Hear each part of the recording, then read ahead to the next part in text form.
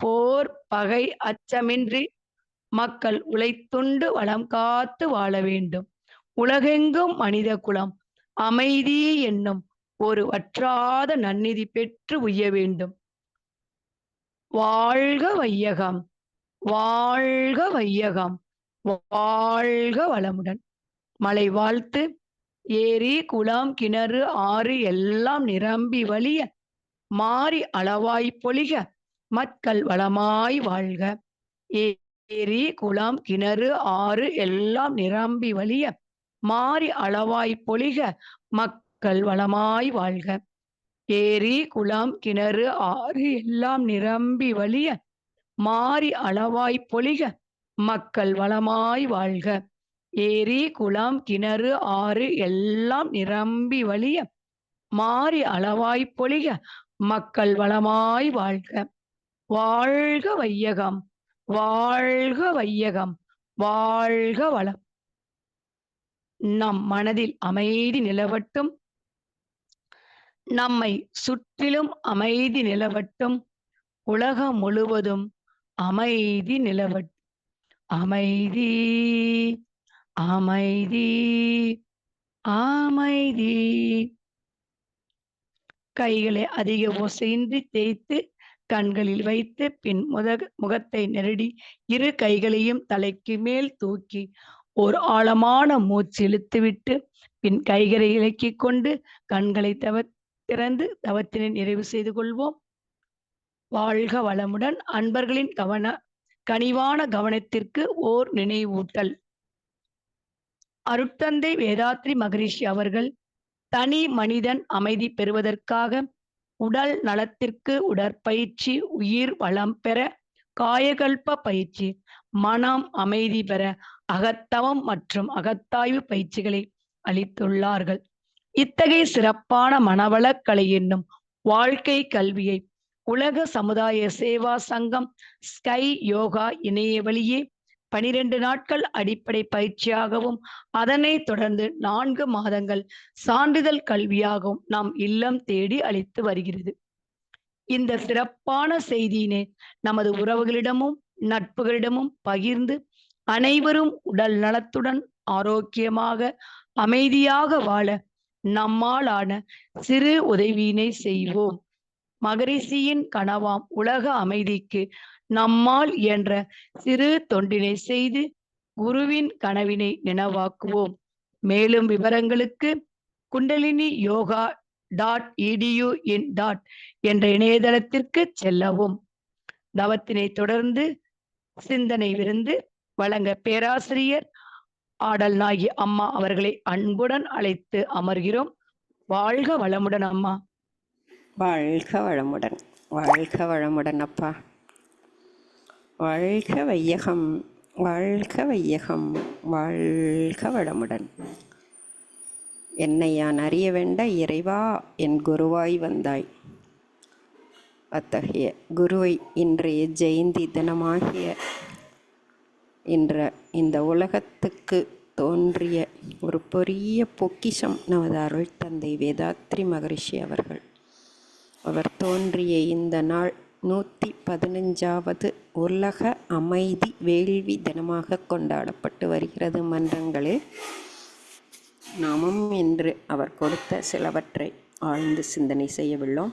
அதற்கு முன்பாக அருமையாக துரியதவம் இயற்றிய அம்மா அமுதா நமச்சிவாயம் அம்மா அவர்கள் வாழ்க வளமுடன். அவர்களது அன்பு குடும்பம் வாழ்க வளமுடன். அவர்களது அருள் தொண்டு மென்மேலும் உயர இறையருளும் குருவருளும் என்றும் அவரோடு துணை நிற்குமாக என அனைவர் சார்பிலும் வாழ்த்தி மகிழ்கிறோம். வாழ்க வளமுடன் அம்மா, வாழ்க வளமுடன். வாழ்க. நன்றிங்க அம்மா. வாழ்க வையகம், வாழ்க வையகம், வாழ்க வளமுடன். தெய்வ அறிவே திருந்திய அறிவாம், உய்யும் நல்வழி உள்ளுணர் தவமே, செய்யும் வினைகளை சீரமைத்திட வருவாய் அருள்வாய் குருவே என குருவின் மலரடி பணிந்து வணங்கி மன வழக்கலை என்னும் விருட்சத்தின் ஆணிவேராகத் திகழும் அன்னை லோகாம்பாள் அவர்களையும் வணங்கி இருவரும் இந்த பிறவியில் நாம் ஓய்வு பெற நமக்கு உதவுவார்களாக என வேண்டி விரும்பி கேட்டுக்கொண்டு இன்று எனக்கு கொடுக்கப்பட்டுள்ள தலைப்பான உண்மை என்பதை பற்றி சிறிது சிந்தனை செய்வோம். உண்மை, இதன் பொருள் நாம் அனைவரும் அறிவோம். ஆனால் அது 2 வகையாக பிரிக்கலாம். ஒன்று வாய்மை, நேர்மை, உள்ளதை உள்ளபடி கூறுதல், வலுவாமை, யதார்த்தம், இயல்பாக இருத்தல், இப்படி பொருள்படும். அதாவது ஆங்கிலத்தில் truth, fact, reality, faithfulness, honesty என்று பொருள்படும். இரண்டாவதாக ஒரு அர்த்தம் உள்ளது. அது உள் ப்ளஸ் மெய் என்று மகான் விளக்கம் கூறுகிறார். அதாவது ஒவ்வொருடமும் உள்ள தன்மை, நம்முள் இருந்து நம்மை இயக்கிக் கொண்டிருக்கும் அந்த மெய்யான பொருளை குறிக்கும். ஏன், எல்லாவற்றிற்கும் உட்பொருளாக மறைப்பொருளாக அமைந்து பிரபஞ்சம் முதல் மனித மனம் வரை நடத்தி கொண்டிருக்கிறதே, அந்த மூலப்பொருளை குறிக்கும் இரண்டாவது பொருள். அப்போ இதை நாம் ஒவ்வொன்றாக சிந்திப்போம். முதலாவதாக உள்ளதை உள்ளபடி சொல்லுதல். அதாவது அதை சொல்லுதல் மட்டுமல்லாது செயலிலும் கடைப்பிடித்தல். மனிதன் தன்னுடைய 6வது அறிவின் திறத்தால் இயற்கையாக நடக்கும் நிகழ்வுகளை தனக்கு நலம் பயக்கும் விதத்தில் மாற்றி மற்றவர்களிடம் கூறுதல் செய்தல், இதையே உண்மைக்கு புறம்பான ஒன்றாக எடுத்துக்கொள்கிறோம். இதனால் அப்போதைக்கு ஏதோ இன்பம் தருவதாக அமைந்தாலும் முடிவில் துன்பம், கவலை, சிக்கல் ஆகியவற்றில் கொண்டு போய் விட்டுவிடும். ஏதோ பிறந்தோம், எப்படியோ வாழ்ந்தோம் என்ற நிலையில் இல்லாமல் நேர்மையாக நெறிப்படுத்தப்பட்ட வாழ்க்கை அமைய பண்பட்ட கல்வி என்பது நமக்கு முன் வந்த மகான்கள், அறிஞர்கள், ஞானிகரால் கூறப்பட்டுள்ளது. அந்த பண்பாட்டில் முதலாவதாக வருவது உண்மை என்ற நேர்மையான குணமேயாகும். மனித பிறவி பல்வேறு பரிணாமத்துக்கு பிறகு வந்த காரணத்தால் விலங்கின பதிவாகிய ஒன்றை ஒன்று அடித்து உண்ணும் காலத்தில் தன்னை காப்பாற்றிக் கொள்ள மறைவிடங்களில் மறைந்து வாழும் நிலை ஏற்பட்டது. அதுதான் பிற்காலத்தில் மொழி பேசும் நிலையிலும் ஒன்றை மறைத்து வேறொன்றாக பொய்யாக பேசும் நிலை ஏற்பட்டதோ என்று எண்ணத் தோன்றுகிறது எனக்கு. அந்த பொய்யே பஞ்ச மகா பாதகங்களில் தலைமையிடம் பிடிக்கிறது என்கிறார்கள் அருள் தந்தை. பொய், திருட்டு, கொலை, கொள்ளை, கற்பழிப்பு, இந்த 5ம் பஞ்ச மகா பாதகங்கள்.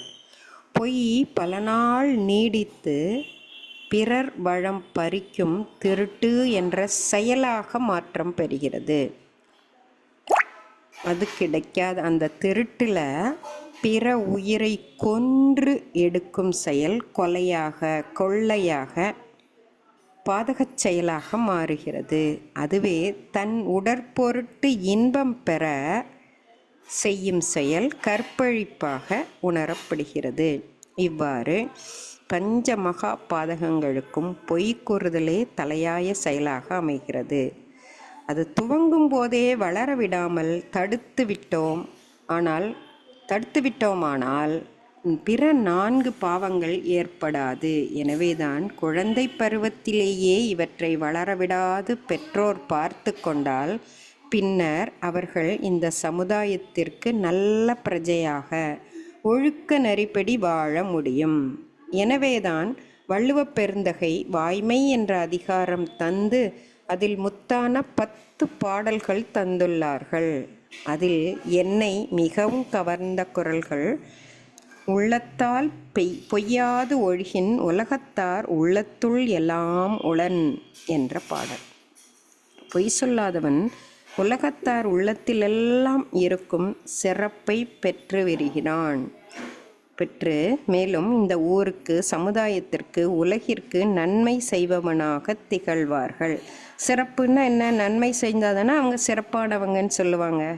அந்த வரிசையில் வந்தவர்கள் தான் பாரதி, விவேகானந்தர், காந்தியடிகள், நமது அருட்தந்தை வேதாத்ரி மகரிஷி, இன்னும் சொல்லிக்கொண்டே செல்லலாம். இவ்வாறு இவர்கள் இன்றும் நம்மோடு, நம் மனங்களில் அன்றாடம் வாழ்ந்து கொண்டுதானே இருக்கிறார்கள். இன்னும் ஒரு குறள், அருள் தந்தை அவர்கள் திருக்குறள் உட்பொருள் விளக்கம் என்ற நூலில் வாய்மை அதிகாரத்திலுள்ள முதல் குறளுக்கு விளக்கம் தந்திருக்கிறார்கள். அதை மகரிஷியுடைய வார்த்தைகளிலேயே அப்படியே நாம் சிந்திப்போம். அந்த பாடல், அந்த குறட்பா, வாய்மை எனப்படுவது யாதெனின் யாதொன்றும் தீமை இல்லாத சொல்லல் என்பதே ஆகும். அப்போ உயிரினங்களிலே மனித இனம்தான் பேசும் ஆற்றல் பெற்றுள்ளது. பேசும் திறமையால் தான் தனி மனிதனால் சமுதாயமும், சமுதாயத்தால் தனி மனிதனும் பயனடையவும் உயர்வு பெறவும் முடிகிறது. இந்த விரிந்த கண்ணோட்டத்தில் ஆராயும் போதுதான் நாம் அறிந்து கொள்வது, ஒவ்வொரு மனிதனுடைய வாழ்வும் குணநலன்களும் நலமுடையதாக, வளமுள்ளதாக, சிறப்புடையதாக இருக்க வேண்டியதன் அவசியம் உணரப்படுகிறது. இத்தகைய விரிந்த மனநிலையில் வாழ்ந்து தனது அனுபவங்களையும் பேரறிவின் விளக்கங்களையும் கொண்டு மக்கள் குலம் நலம் பெருக வேண்டி பற்பல தலைப்புகளில் அன்போடும் கருணையோடும் எண்ணம், சொல், செயல் என்ற 3 வினைகளுக்கும் ஒழுக்க நெறி கூறுகின்றார் வள்ளுவப் பெருந்தகை அவர்கள். அந்த வகையில் அவர் கூறும்போது, பேசும்போது உள்ளம், மனம், வாய்மொழி 3ம் இணைந்து இருக்க வேண்டும். அதாவது எந்த பேச்சும் தனக்கோ பிறருக்கோ தற்காலத்திலோ பிற்காலத்திலோ உடலுக்கோ அறிவிற்கோ துன்பம் விளைவிக்காமல் இருக்கக்கூடாது என்று நமது அருட்தந்தை அதற்கு விளக்கம் கூறுகிறார்கள். அந்த விரிந்த மனக்கண்ணோட்டம்தான் இந்த குறளில் கூறப்பட்டிருக்கிறது அப்படின்னு சாமிஜி எடுத்து சொல்கிறாங்க. ஜீவகாந்த நிலையம் என்ற கட்டுக்கோப்பில் மனித உடலும் மனமும் முறையாக இயங்கிக் கொண்டு இருக்கிறது. எண்ணம், சொல், செயலால் ஜீவகாந்தம் உந்தப்பட்டு அதற்கு ஏற்ற விரைவும் சுழல்களும் கொண்ட அலைகள் எழுகின்றன. நம்மளுடைய எண்ணம், சொல், செயலால் தான் நம்மளுடைய சுழல் அலைகள் எழும்புகின்றன. இவ்வலைகள்தான் கருமையத்தில் உள்ள இருப்பு நிலை என்ற இறை ஆற்றலால் நுண்ணியதாக சுருக்கப்பட்டு இருப்பு வைக்கப்படுகிறது, பதிவாக மாறுகிறது. ஒவ்வொரு எண்ணமும், சொல்லும், செயலும் பதிவாக மாறுகிறதுன்னு சாமிஜி சொல்கிறாங்க. அதாவது கம்ப்யூட்டரில் போட்டு வச்சதெல்லாம் எப்படி அதனுடைய சிப்பில் போய் சேர்ந்துக்குதோ, அது போல் டெபாசிட் ஆகிக்குதோ, அது போல் உள்ள நம்மளுடைய கருமையத்தில் சுருக்கப்பட்டு இருப்பு வைக்கப்படுகிறது. மீண்டும் சூழ்நிலைக்கேற்ப அவை மூளை செல்களால் விரித்து காட்டும் நிகழ்ச்சியே எண்ணம் அப்படின்னு சொல்கிறாங்க. எந்த அளவில் ஒருவருடைய கருமையம் தூய்மையாகவும் வலுவுள்ளதாகவும் இருக்கிறதோ அந்த அளவுதான் மனிதனுடைய உயர்வும் சிறப்பும் அமையும் என்கிறார் அருள்தந்தை. இந்த நியதிதான் தலைமுறை தோறும் தொடர்ந்து கருமைய பதிவாக மாறுகிறது. அப்போ ஒவ்வொரு தலைமுறையிலும் பெரும் அனுபவங்கள் அதோடு கூடிக்கொண்டே வருகிறது. இந்த கருமைய பதிவில் ஒவ்வொரு தலைமுறையில் உள்ள அனுபவமும், அவங்க என்ன பேசினாங்களோ, நினச்சாங்களோ, சொன்னாங்களோ, அது கூடிக்கொண்டே வந்து அந்த வினைப்பதிவு நீதிதான் மனிதனுடைய ஆளுமை பேறு என்கிறார்கள் அருள்தந்தை. அப்போ ஒருவர் பேசும் பேச்சால் இந்த நீதி கெடாமல் இருக்க வேண்டும். அங்கே கருமையத்தில் ஒரு பதிவு இருக்க வேறொன்று மனதால் மாற்றி எண்ணுவதும் மொழிவதும் முரண்பட உரைப்பதும் கருமையத்தை அலைக்கழிக்கும் என்கிறார்கள். கருமைய இயற்கை நியதியையே சீர்குலைக்கும். உதாரணமாக, ஒரு குற்றவாளி நீதிபதியின் முன் நின்று பொய் சொல்லுகிறான். கருமையத்தில் அவன் செய்த குற்றம் அப்படியே பதிவாகியிருக்கிறது. அதற்கு மாறாக நான் அக்குற்றம் செய்யவே இல்லை என்று அடித்து கூறுகிறான். எதன் மேலே? பகவத்கீதை, பைபிள், அவரவர்கள் மத நூலின் மேல் அடித்து கூறுகிறான். கருமையத்தில் பதிவாகியுள்ள உண்மை செய்தேன் செய்தேன் என்று ஒழித்து கொண்டே இருக்கிறது. குற்றவாளியோ தண்டனைக்கு பயந்து அதை செய்யவில்லை என்று முயற்சியை வரவழைத்து மாற்றி பொய் பேசுகிறான். இந்த முரண்பாடான இயக்கத்தில் எழும் ஜீவ காந்த அலையால் கருமையம் தூய்மை கெடுகிறது. உள்ளே இருப்பது உண்மை. மனதால் அதை மாற்றுகிறான். வாயால் அந்த மாற்றத்தை வெளியிடுகிறான். உண்மைக்கு மாறாக மேலும் கருமையத்தில் இருக்கும் இறைவன் என்ற நீதிபதிக்கு முரண்பாடாக மனமும் சொல்லும் அமைகிறது. இதுதான் உடலை கெடுக்கிறது, அறிவை கெடுக்கிறது, மனித சமுதாயத்திடம் மதிப்பை கெடுக்கிறது. பின்வரும் சந்ததிகளுக்கும் கேடுற்ற கருமைய பதிவு தொடர்கிறது. எனவேதான் வள்ளுவர் உண்மையே பேசுங்கள் என்று கூறுகிறார் என்று ஒரு ஆழ்ந்த விளக்கம் கொடுக்கிறார்கள் அருள் தந்தை அவர்கள். இதுவரை யாரும் அப்படி சிந்திச்சிருப்பாங்களா அப்படின்னா அது ஒரு கேள்விக்குறையே. சாமிஜி அதை சிந்திச்சு இது மாதிரி ஒரு 50 குறளுக்கு விளக்கம் கொடுத்திருக்கிறார்கள். அந்த வகையில் உள்ளம், மனம், பேச்சு என்பது ஒரே மாதிரி அமைய வேண்டும். இன்னொரு குறள் திருக்குறள், பெயக்கண்டும் நஞ்சுண்டு அமைவர் நயத்தக்க நாகரிகம் வேண்டுபவர் என்ற ஒரு திருக்குறள். அதில் நமது மகரிஷி விளக்கம் கொடுத்திருக்கும் போது நாகரிகம் என்பதற்கு அருள் தந்தை கூறும் விளக்கம் நா ப்ளஸ் அகம் ப்ளஸ் ஈரிகம் என்று 3ஆக பிரித்து கொள்ளுங்கள். இந்த 3இன் கூட்டே நாகரிகம் ஆகும். நா என்றால் நாக்கு, அகம் என்றால் உள்ளம், ஈரிகம் என்றால் மனம். இந்த 3ம் ஒன்றுபட்டு முரண்பாடு இல்லாமல் இயங்கச் செய்தலே நாகரிகமாக வாழ்கிறோம் என்பதன் பொருள். ஆனால் இன்று பொருள் மாறி ஏதேதோ புரிந்து கொண்டு ஏதேதோ செயலாகி கொண்டு இருக்கிறோம் நாம். அப்போ மனம் ஒன்று நினைக்க, வாய் ஒன்று வேறொன்று பேசினால் செயல் எப்படி இருக்கும்? பாவப்பதிவாகத்தானே அமையும்.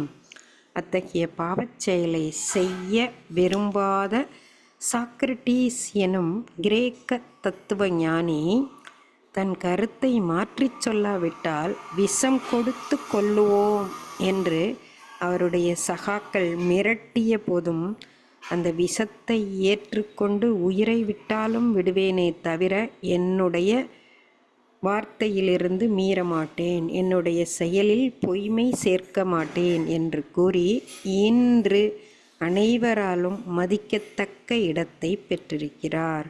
இதைத்தான் நாகரிகம் வேண்டுபவர் என கூறுகிறார் அருள் தந்தை விளக்கம் கொடுத்து வள்ளுவர் பாடலுக்கு கூறுகிறார்கள். மேலும் ஒருபடி சென்று இன்னும் ஒரு குறள், மனதோடு வாய்மை மொழியின் தவத்தோடு தானம் செய்பவரின் தலை என்கிறார். தன் மனம் அறிந்து உண்மை பேசுபவன் தனமும் தவமும் செய்பவரிலிருந்து தலையாய நிலையில் உள்ளார் அப்படிங்கிறாங்க. இறையுணர்வாகிய தவமும் அறநெறியாகிய தானமும் செய்பவர்கள் உண்மையாக திகழ வேண்டும் என்பது இந்த குறள்பாவின் விளக்கம்.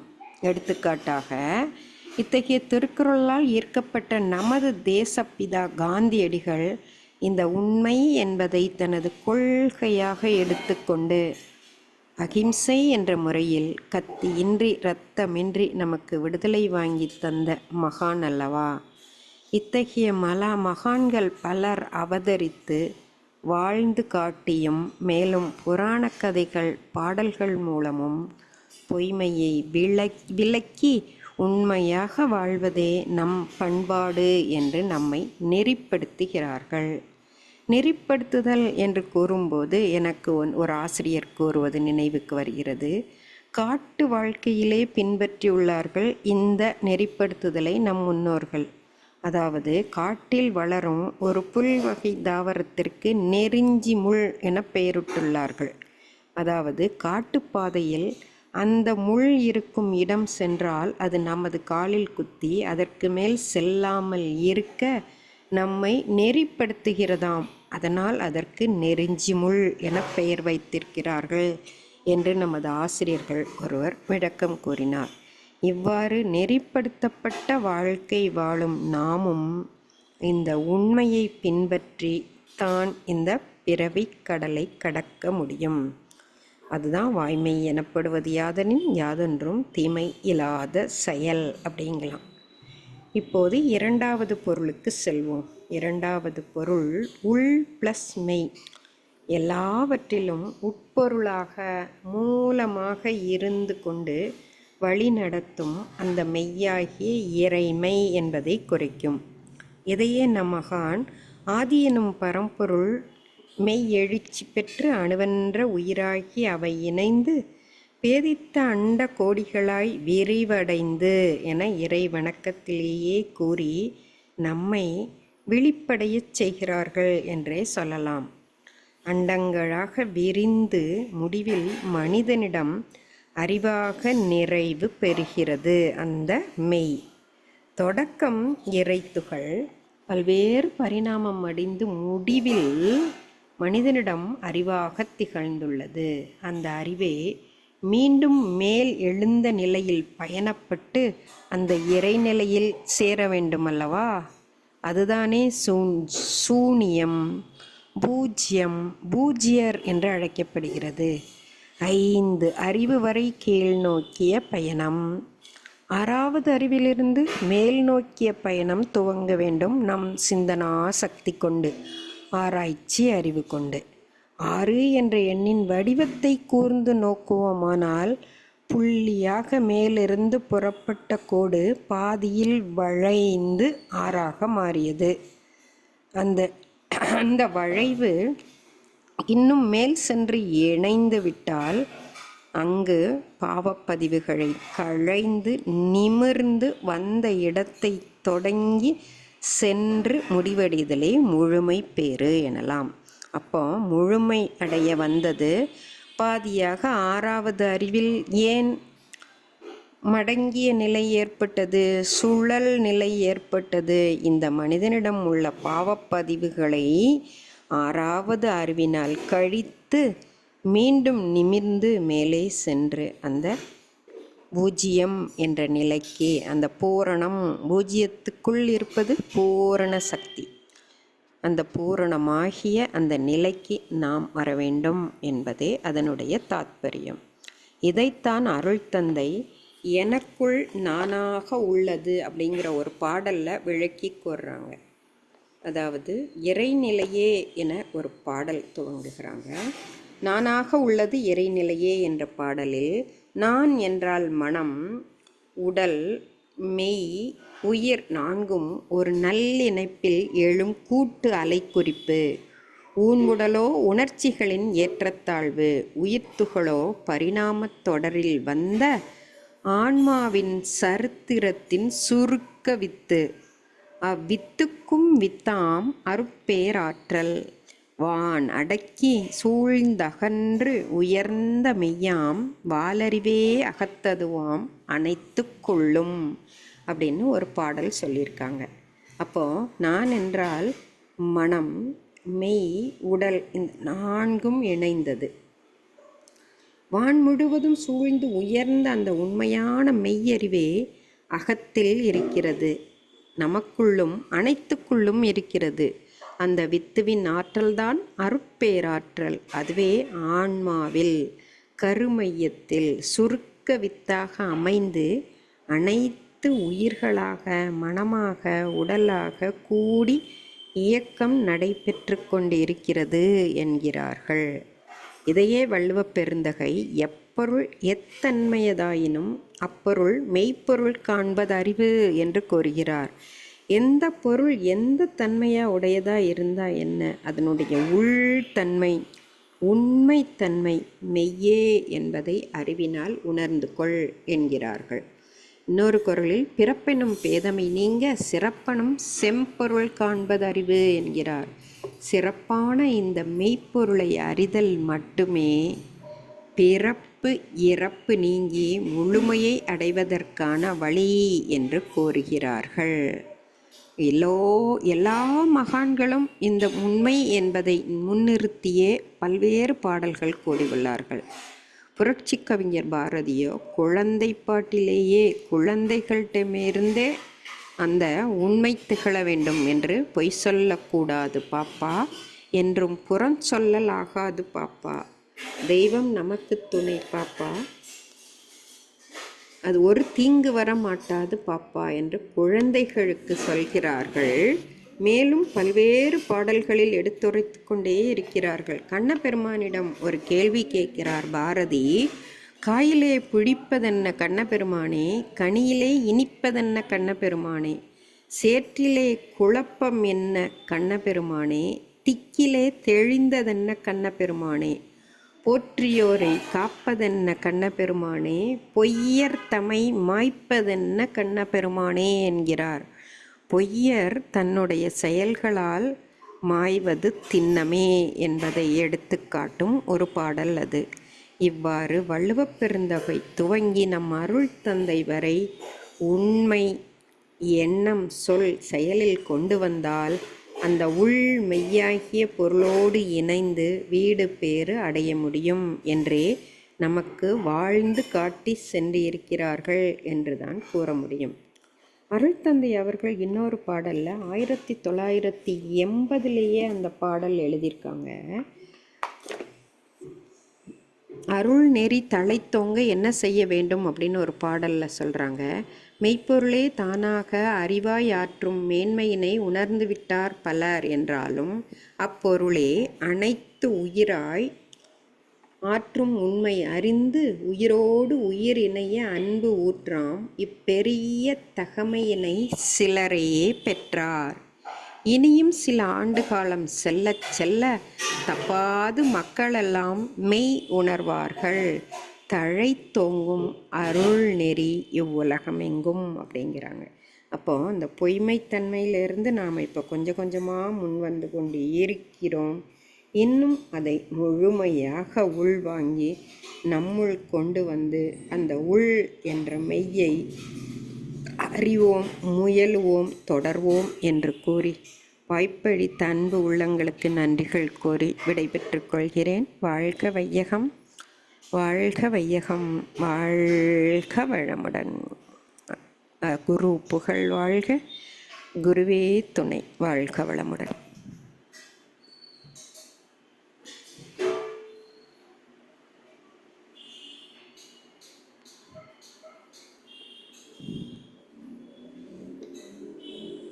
வாழ்க வளமுடன்ப்பா. இன்றைய தினம் அமைதி தின வேள்வி நடந்து கொண்டிருக்கிறது மன்றங்கள் தோறும். நாமும் ஒரு 3 முறை வாழ்க வையகம், வாழ்க வையகம், வாழ்க வளமுடன், வாழ்க வையகம், வாழ்க வையகம், வாழ்க வளமுடன், வாழ்க வையகம், வாழ்க வையகம், வாழ்க வளமுடன் என்று அனைவர் சார்பிலும் வாழ்த்தி மகிழ்கிறோம். வாழ்க வளமுடன் அப்பா, வாழ்க வளமுடன். நிறைவு செய்து கொள்ளலாம். அமுதாமா, வாழ்க வளமுடன். வாழ்க வளமுடன், வாழ்க வளமுடன். மிக சிறப்பாக வளமுடன் அம்மா, வாழ்க வளமுடன். நன்றிகள், நன்றிகள். மிக சிறப்பாக உண்மை என்ற தலைப்பில் அம்மா நிறைய விளக்கங்கள் கொடுத்தாங்க. கூடவே இன்னைக்கு உலக நல வேள்விக்கான வாழ்த்துக்களையும் சொன்னாங்க. வாழ்க வையகம், வாழ்க வையகம், வாழ்க வளமுடன். அம்மா அவர்களை வாழ்த்தி மகிழ்வோம். இன்னைக்கு 115வது ஜெயந்தி தினம் மகரிஷியோடது. இன்னைக்கு கலத்துக்கிறதே பெரிய பாக்கியம். அம்மா அவர்களுக்கு மனமார்ந்த நன்றிகள்.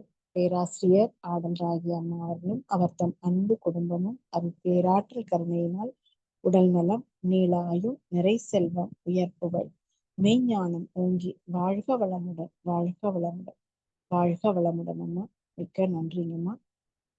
புஷ்பகலாம்மா,